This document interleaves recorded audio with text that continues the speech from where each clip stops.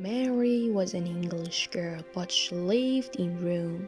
She was 6 years old. Last year, her mother said to her, "You're 6 years old now, Mary, and you're going to begin going to school here. You're going to like it very much because it's a nice school." "Is it an English school?" Mary asked. "Yes, it is," her mother said. Mary went to the school and enjoyed her lessons. Her mother always took her to school in the morning and brought her home in the afternoon.